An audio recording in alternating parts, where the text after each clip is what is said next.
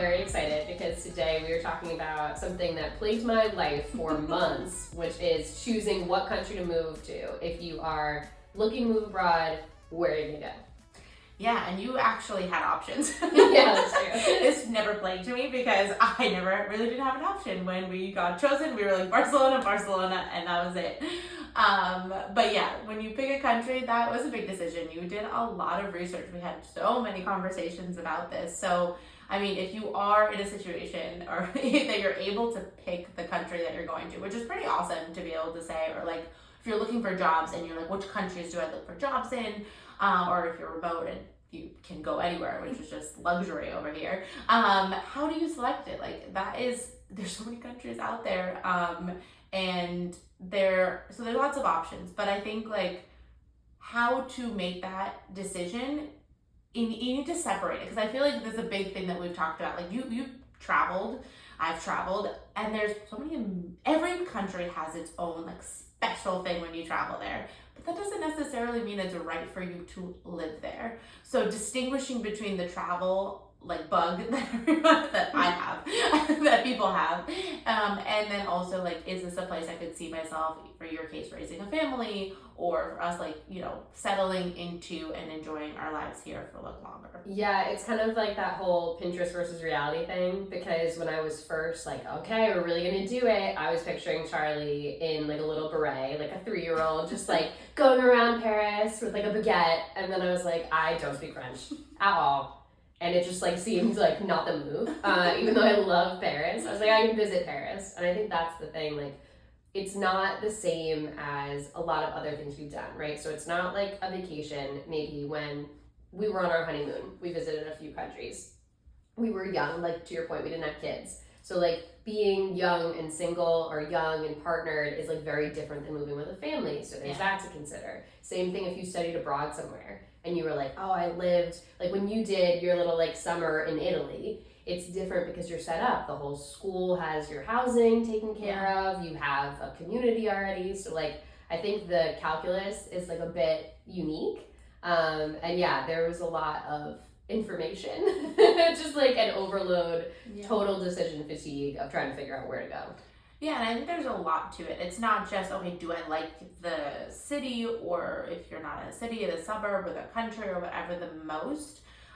There's just so many other things to think about. For example, finances. If I'm switching over and I'm not keeping my salary from where I'm coming from, it's going to the local salary. Like, what can I afford realistically? I think that's like the biggest thing that I didn't realize. So when we were thinking about it, like everybody is like, oh, this digital nomad visa.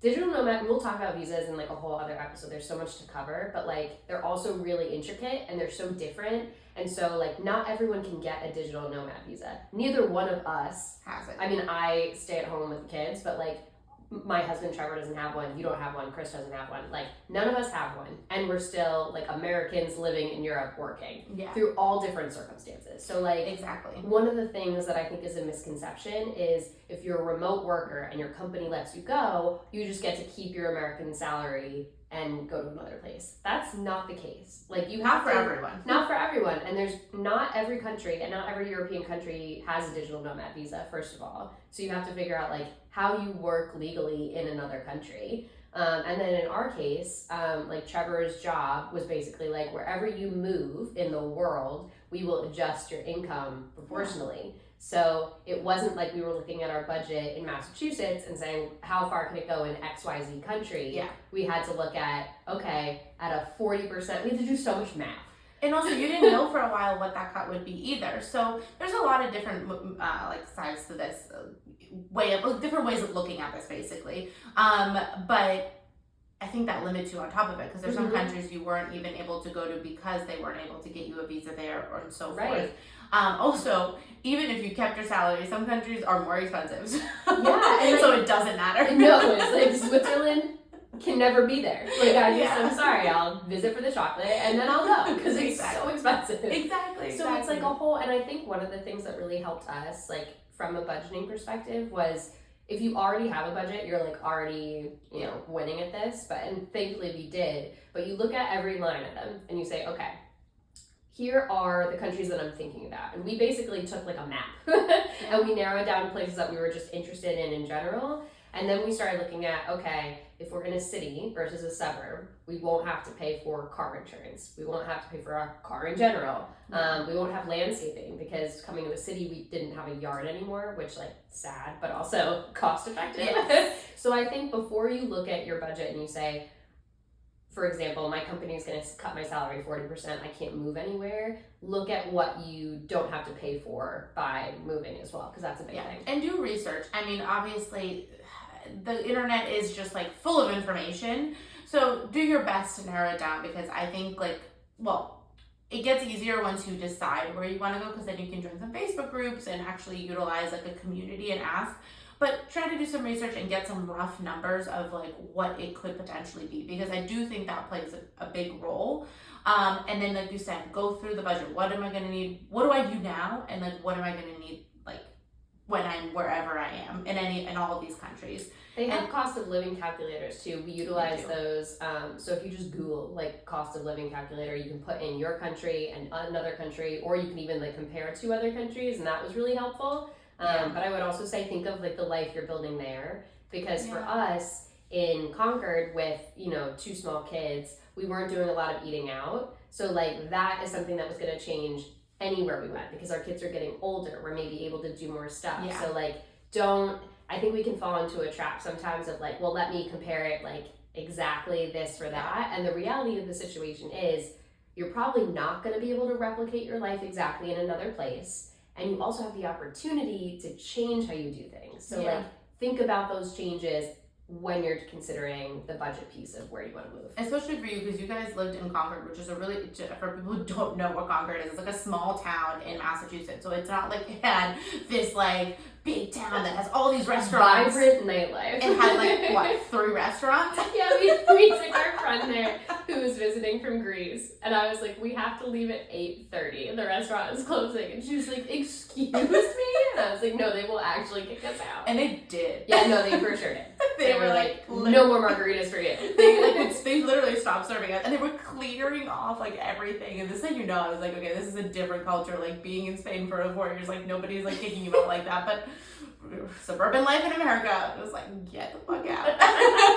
So yeah, that was a really funny thing. Even for me, who haven't been back in a while, I was like, oh, I remembered, like, yeah, this is a thing. And it's nice, like that was one of the things we thought about, like, oh, we'll probably be eating out more. What does that look like locally? And it's true, eating out here is a lot cheaper than it would be back in Massachusetts. So that was a good thing to factor into. Yeah, all those things are important. So yeah, look at your budget, see what you want your life to look like, because I think a big part of it is there's some cities that you really love. Like you love London, and you were like, the way I would pick, you said you pictured your life there was very different than what you could have afforded if you did do that. I said that I would like to live like Gwyneth Paltrow, and that just was like not the reality for me. Unfortunately, ambitious. Like, I'm good with goals. My Gwyneth Paltrow dreams, but like no, wasn't meant to be. I just like that's the thing, right? Yeah. When you go on vacation, even there are different ways to go on vacation too, right? But I like to go on a vacation not that often, and I like to like go to really nice places and stay at a really nice Airbnb. And so my version of being in London is like a little bougie, and I cannot extend that for a year or more. Yeah, so I was like, it's not gonna be, because it's different. But very I do different. think one of the things that I did think about, which you had mentioned to me when we were figuring out where to move, is to think about the airport situation. So you want to find a country, obviously, day to day that you love, but depending on your goals, like for us, we wanted to make sure we could go back to the US pretty easily, financially, not like too far. Like if we moved to Australia, that'd be a whole different ballgame than moving somewhere in Europe. And even different places in Europe, like they're not all the same amount of money to get places, and it's not all the same amount of time. So for us, Barcelona felt good in terms of like the price point and the accessibility to get to other places like London for like 80 euros. What is it, like an hour and a half flight maybe? Like we're not going to be doing that all the time, but I think that is something that like if you do have a dream place or like somewhere that's really special to you, you can get to it a lot closer in your European dreams. Like it's a compromise. Exactly, and I think that part is key. Not all airports are created equal. They're not. They're And for sure not. some of them have, Barcelona has really great flights to like Boston to New York, and honestly, that's where we're going more Right. to than anywhere else. I don't know what it is looking like to Chicago, to LA, to other big airports, but if you're near a pretty big hub and they have pretty consistent flights, usually they're cheaper if they have more options, Right. which has really been great for us too. And for us, between like we go to the US a lot and also Greece, because that was really important to us too. It's like, okay, like we go to Greece a lot, we also go to the US, like it's kind of in the as middle as you can get. Obviously we know it's not the middle, but like as like close you can get as the middle. Barcelona was a good option. I mean, again, we didn't really have choice. So everything else after picking a country was important. But I think also for you as like schools, I remember having a conversation because you obviously have children, and beyond that is like picking schools. So what does that look like language wise? What does that look like price wise? Like if you do want to consider doing a private school versus what types of schools they have, because obviously education is important. I know they're little, but like you want to start them off well, and what does that look like? And I think that's a big point that you looked at as well. School was really big. I think also like there's so many things, like you said, there's cost of the schools, there's language if you're going somewhere that has a different language, and how much you value it, because it's so personal. So for us, we felt like if we were going to come to a new country, we wanted them to learn the language. But we also wanted them to be comfortable because they'd never spoken it before. So even though Charlie was 3 going into her school day, all the other kids have grown up their whole lives speaking Spanish or Catalan or both. So we wanted to find a school that she could kind of have something of everything. And just like a little side note about Barcelona, again, you wouldn't know this unless you researched it. I had no idea when I was just thinking of places to go, but there's 3 types of schools. There's a public school, which is basically just in Catalan and Spanish typically. There's a concertada, which is kind of like semi-private, and in our case, it's a third of each language, Spanish, Catalan, and English. And then there's private schools where you can like focus on English, and then they'll basically take Spanish or Catalan classes or both.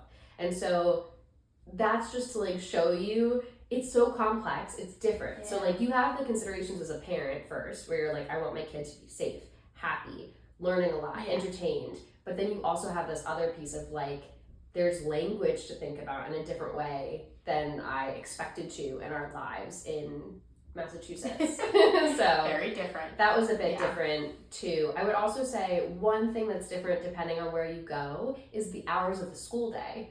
Because in the US, when kids start preschool, it's typically for like a few hours a day, maybe every day of the week. You don't even have to do that. You could do 3 days a week. It really depends on the family and what they want. Here it's like, that kid's gonna be in school for a work day. All day long. It's all day. It's the drop off is from 8:30 to 9, like anywhere in there. Yeah. And then I pick her up at 4:45.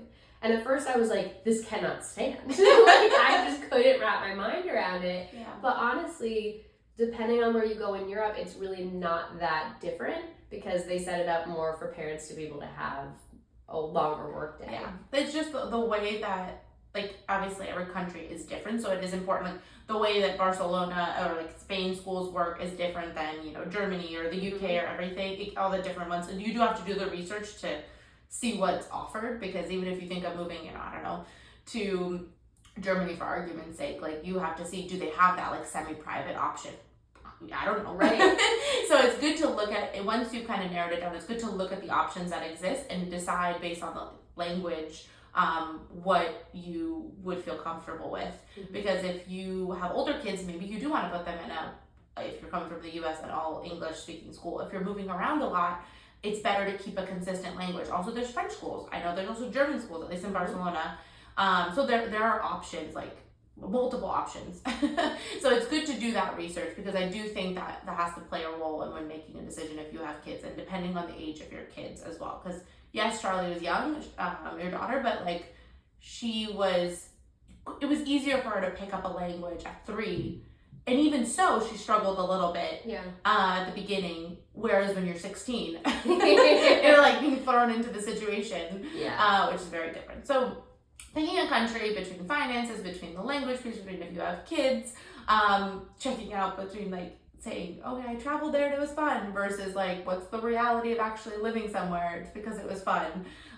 Or if you like to travel more like on the bougier side and you're like, oh, well, this is not sustainable in real life, because I'm more of like, I want to go to more places and I'm okay more with like a chill, like economic option. Yeah, economic option of traveling, because I want to go to more places and travel more.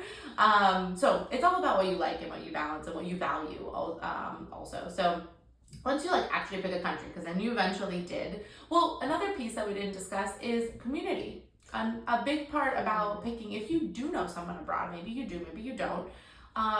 I don't think we should undervalue that, because it plays a huge role in moving. If you have any insight into a place, it really helps. So if you don't like really hate the place that you're living in and you actually like it enough, it could be something to consider in your pros and cons list, or list in general. Yeah, the biggest hack to moving abroad is find somebody who already lives there, because it really makes moving like an IKEA kit. Because they can tell you all about, you know, where schools are, where grocery stores are, what bureaucratic things you have to do. Like, you will have to do research, but it makes it so much easier than you can like ever imagine. And there's like an emotional piece too. If you have somebody obviously who's really important to you, like we're like family, so that's very different. But even if you like have a casual acquaintance, like it can open up a community to you in such an easier way. So you don't have to follow, you can go to a country where you don't know anyone, but it's worthwhile to consider, okay, how could I make this easier? Especially if you're upending your life completely.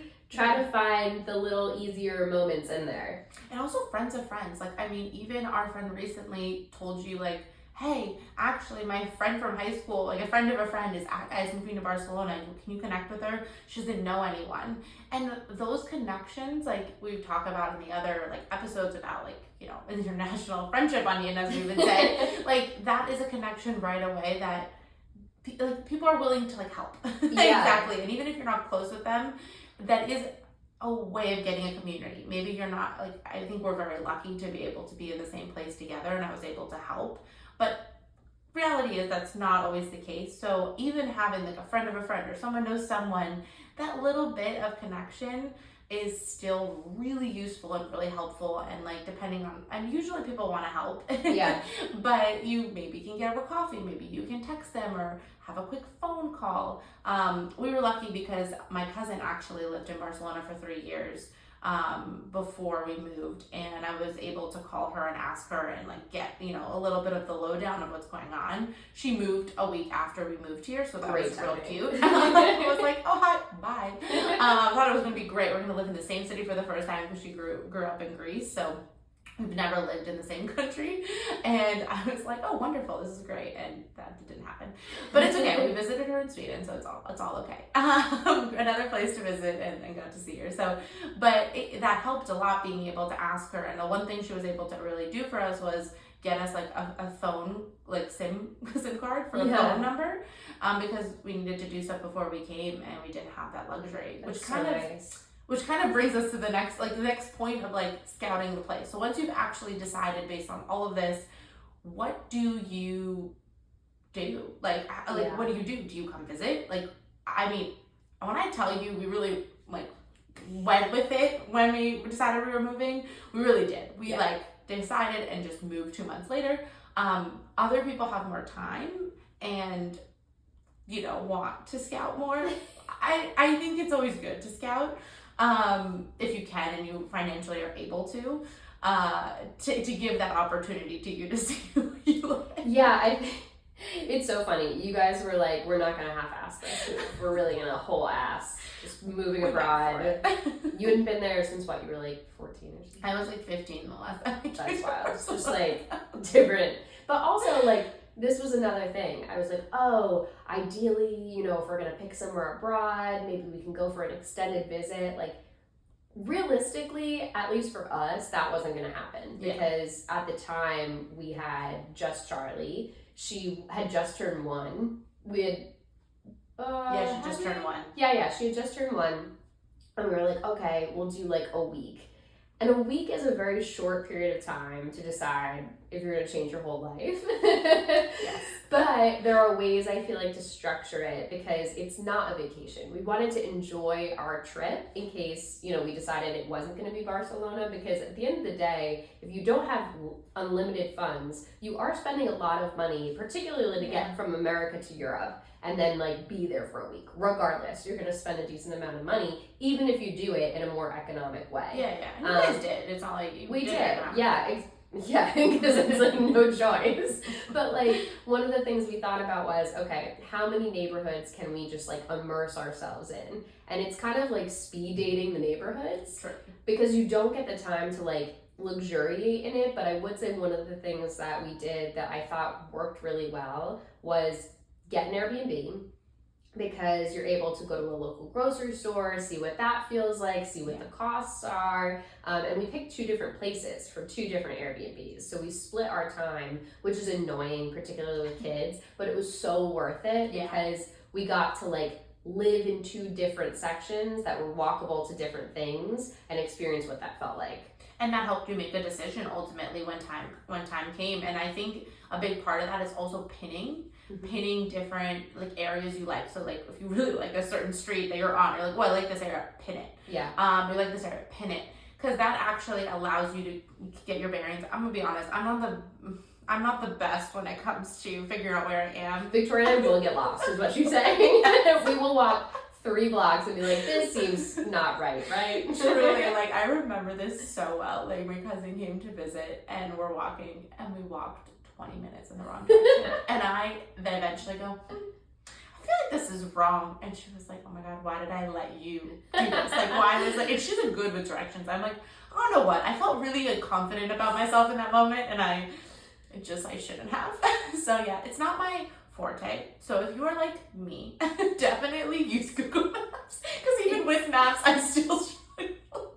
It's true though. It's so nice. I remember pinning cute living street. And I don't know if there's a single apartment available on that street, but you don't have the luxury of living in the place while you're looking for apartments. So I think a big thing for us was what feels comfortable, what feels like somewhere we could picture ourselves generally, and then you build around that. Because the reality of the situation is, and we'll talk about this in a different episode, but when you're finding an apartment, you can love a certain street. It doesn't mean there's going to be an apartment available directly there. Yeah. But you may be able to get 1 or 2 or 3 streets over, and then you're in that neighborhood. And so you have to make concessions. And we ended up finding what felt most comfortable to us for a neighborhood.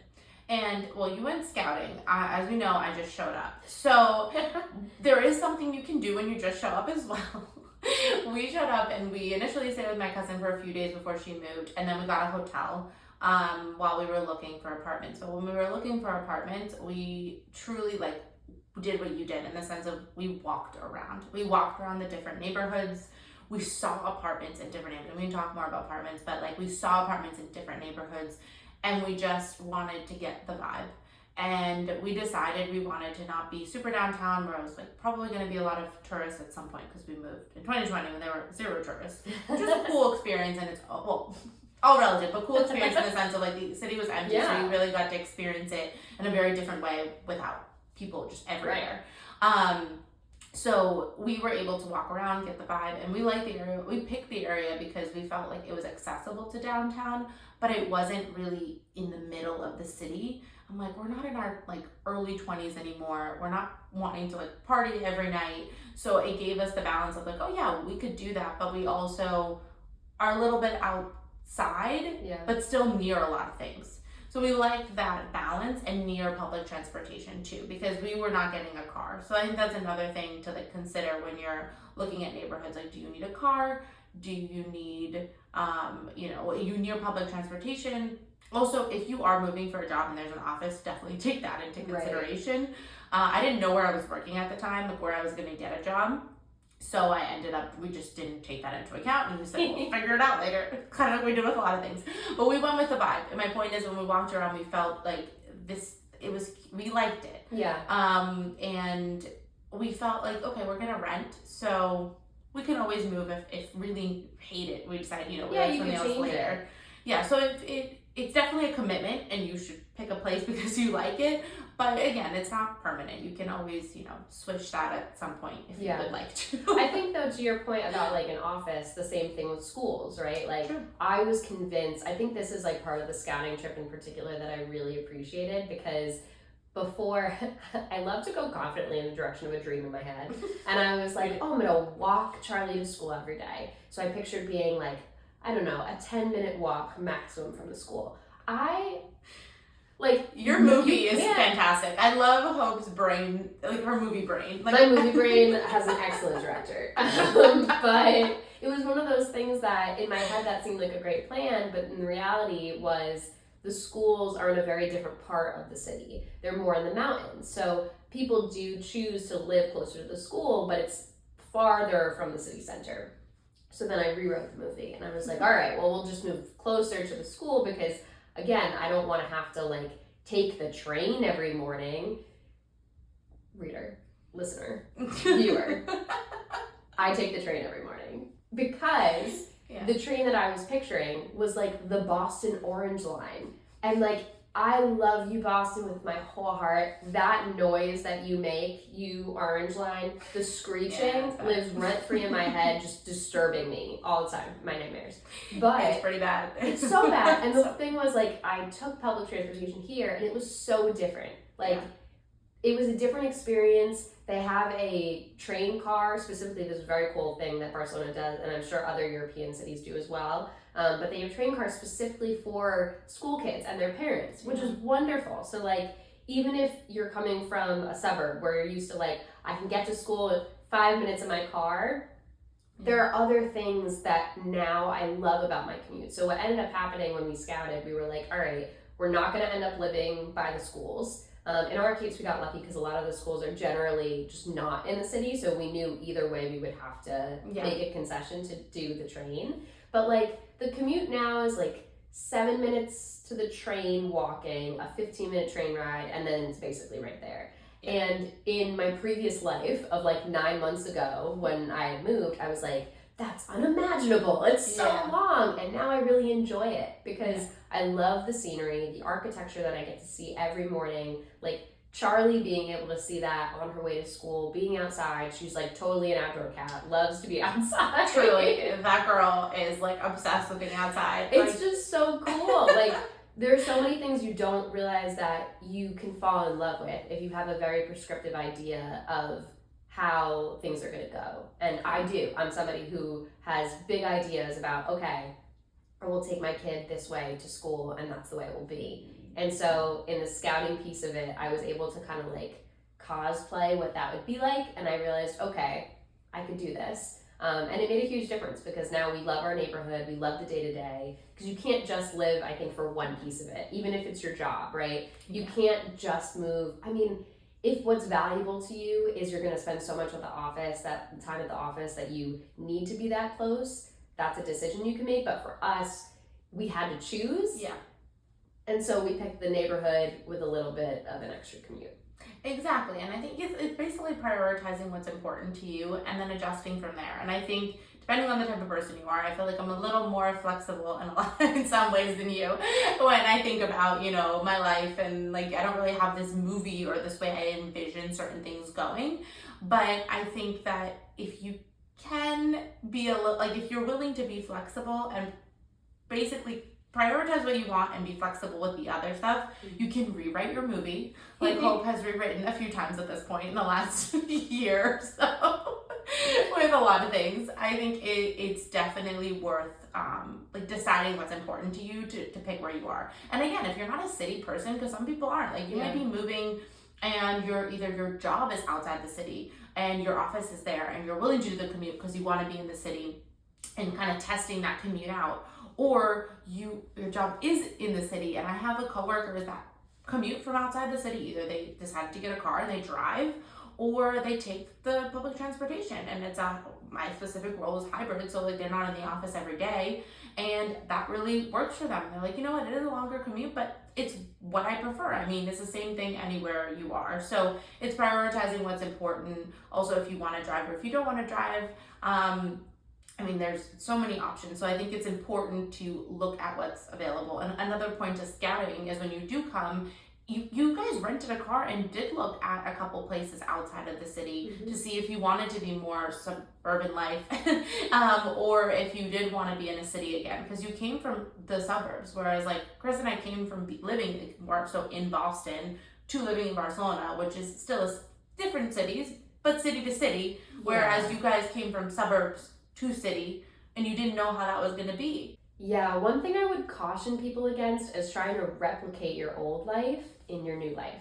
Because at first we were like, well, we don't want to let go of our green yard and we don't want to let go of XYZ. And I'm so glad that we kind of pivoted and decided we could always try to find suburbs, but because we had lived in the city for college, we knew we liked it, but we hadn't lived it with kids. I kind of wanted a totally different experience, so I wouldn't feel as like homesick for the nostalgia of what we left behind. And I think that was a really good call, at least for us. Some people may feel differently. Some people might feel like it comforts them to have more of what they knew, but for me it felt more like leaning into the adventure to do something kind of different than I'd ever tried before. I think that's a really good point, because, and I think I said this to you, Fran, like, do not, like, from the beginning, I was like, do not expect the same. You are moving to a completely different country with a completely different culture, which is something to also talk about when picking a place to go. And it's going to be a totally new experience. So come with an open mind, because if you come ready to compare to what you had, you're most likely not going to be happy, because you're not going to find the same things. You're not going to find the same things in the grocery store. You're not going to find the same things when you walk around. You're going to see the same things. Even if you're driving, it's not going to be the same way. So it is different, and that's okay. Different isn't bad, but coming more with an open mind, whether it's that way that you said, for you, doing a full tilt allowed you to be more open to your experience. Maybe someone else is like, no, I'm okay, I want to go with what I kind of know, and I'll still go with an open mind. But I suggest always with an open mind, because otherwise you're going to be so stuck with what you don't have instead of being open to what new things you do have. Yeah, I think to your point though about culture, like that is one thing that you can get a little bit closer. Like that piece, I would say, it's not even like finding American culture or your specific type of like Massachusetts, like this is not New England, but like something about your personality more so. So for example, both of us I feel like are really outgoing. We're pretty like warm people. And so Mediterranean culture fits really, really well with that. Yeah. And there are other places that's just like a person to person thing. Like there are other countries, and it's so funny because you have to like stereotype a little bit when you're trying to pick a country, because maybe you have, you know, a drier sense of humor. There are different countries that like, generally speaking, the culture is like different. It's a different sense of humor, and I'm sure anywhere in the world you can find someone who thinks you're funny. Like, you know what I mean? Hopefully. Hopefully, yes. But like, you know what I mean? It's one of those things that like, you can set yourself up for success in different ways. If your life, like the actual day-to-day is going to be so different, it's nice to feel a little bit of home in like the people around you. And like we were saying, sometimes people come without communities. So for me, it's been a lot easier here. I feel like I've adapted better because of the warmth of the people. Like people are very outgoing, like they make an effort to talk to you, to bring you in. Like that's not always the case. And that doesn't mean that like other countries are bad, because there's some people who are probably listening to this and they're like, I don't want to talk to anyone. Like the idea of somebody coming up to me randomly and like chatting with me is horrifying. Like honestly, one of those people is my husband. Like, you know what I mean? Like you have to choose a culture that fits you. He's also not a hostage here. You need to come. But like, just to be clear. But I do think that like culture plays a huge role in determining which country you move to. It also like depends on how you grew up. Like I grew up, my family's Greek. I've been going to Greece my whole life. Every summer, 3 months out of the year in Greece. I connect a lot to the Greek culture, speak the language, and all of that. Having grown up that way, the Greek culture is pretty similar to the Spanish culture. Mm-hmm. So what I do know as my other culture, which is obviously I know the U.S. culture very well because I grew up there, but I'm both. I have both cultures inside of me, and the Greek culture was very similar to the Spanish culture, so I felt very at home coming here in a different way. Obviously, it's different in different countries, but there is a similarity in the cultures and the way they are, the people are, that I found comforting in its own way. So that for me like played a big role. And Chris, my husband, also is just like loves it, and he's very happy here too. But his was a bigger adjustment because he didn't have that. He grew up in the U.S. His parents are from the U.S., so it just was a different way of growing up. It's just different for me. So, but he loved it as well, and he loves like the people and all that. And I'm not saying, and also who you surround yourself with and where you are. I think that's the last thing I like really want to stress is cities sometimes, especially if you're coming in with not knowing the culture, not knowing the language, it's a little bit easier to settle because there is more available. If you do go outside of a city and you're a small town, it is definitely something to consider that you're not, if you're coming from an English-speaking country, or even if your English is the way that you communicate because you're going to a country that doesn't speak your language, maybe you're from somewhere else, it's something to consider that maybe you don't have as many opportunities, and then making friends is a bit harder because you can't communicate. So different things to consider when you're looking to move as well. If you do want to be in the suburbs, it's something to think about. It is, and I also think there are pockets of expat cultures some places, and you can kind of find that out by joining Facebook groups, because you don't have to like commit to living in Spain to join a Barcelona expat group. You can go and lurk. Like, highly suggest a lurking situation. I'm a lurker. I joined years ago and never posted until you encouraged me, and it worked. You can also date. You can join a Barcelona expat group. You can join a Dublin expat group, and you can see kind of like, what are the conversations? What does it feel like? And I think especially coming in as like a parent, that was really interesting because I was able to get a lot of information I couldn't get from you because you didn't have kids, of like, how are kids treated here? Like, what's the vibe? And what's really nice about Spain is it is very like family focused. People take their kids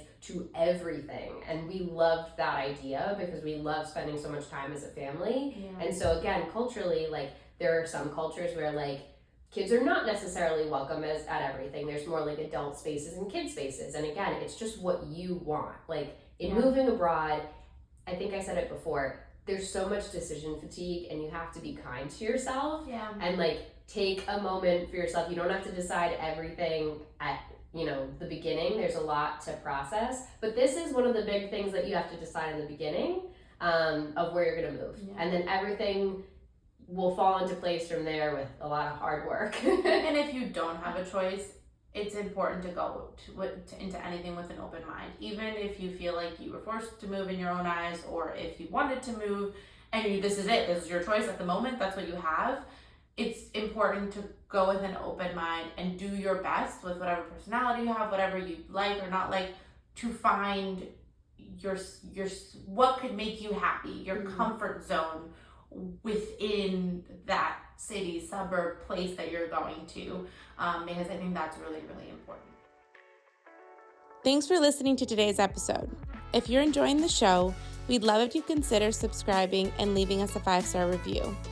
And for more content, you can find us on our YouTube channel or on socials like TikTok, Instagram, or Facebook at either Your Favorite Exes or Your Favorite Expats. We'd love to hear from you, so feel free to tell us your thoughts in the comments, DM us, or shoot us an email at yourfavoriteexpats@gmail.com.